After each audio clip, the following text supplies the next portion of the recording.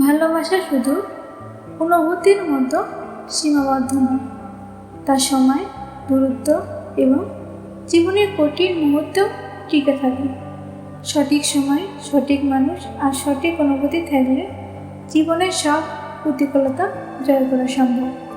তেমনই একটি গল্প, চিরন্তর ভালোবাসা, পর্ব 2। চলে গল্পটি শুরু করি। সে প্রতিদিন বিকালে ক্যাম্পাসের লাইব্রেরির বারান্দায় বসে বই পড়ত।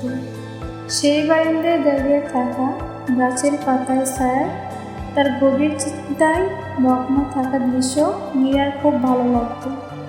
ধীরে ধীরে সে লক্ষ্য করল রায়হানের বইয়ের পাতা উল্টানোর সঙ্গে তার মনের এক ধরনের সংযোগ তৈরি হয়ে যাচ্ছে।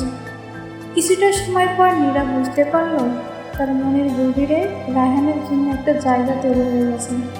কিন্তু রায়হান কখনো সাহস করে মীরাকে তার মনের কথা বলতে পারেনি। সে ভাবত মীরার মতো স্বাধীন ও সাহসী জীবনযাত্রার সঙ্গে তার মতো একজন শান্ত, সহজ সরল মানুষের মিল হবে না। তার মন সবসময় দ্বিধায় থাকত, মীরা কি তাকে ভালোবাসতে পারবে? একদিন রায়হান ঠিক করে আর অপেক্ষা করা যাবে না।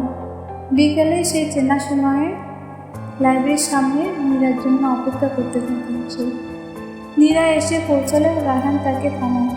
কিছুটা সংকোচ নিয়ে বলে, মীরা, তোমার সঙ্গে কিছু কথা বলতে চাই। মীরা মুগ্ধ হেসে বলে, বলো কী হয়েছে?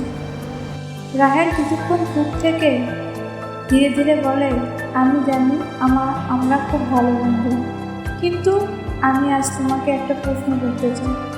আমি বুঝতে পারছি না কীভাবে বলবো, কিন্তু আমার মনে হয় আমি তোমাকে ভালোবেসে ফেলেছি। তুমি কি আমার অনুভূতিগুলো মেনে নিতে পারবে? আজকের গল্প এ পর্যন্তই। আমাদের গল্পে পরবর্তী পার্ট পেতে আমাদের চ্যানেলটি সাবস্ক্রাইব করুন। সে পর্যন্ত সবাই ভালো থাকো, সুস্থ থাকো। আল্লাহ হাফেজ।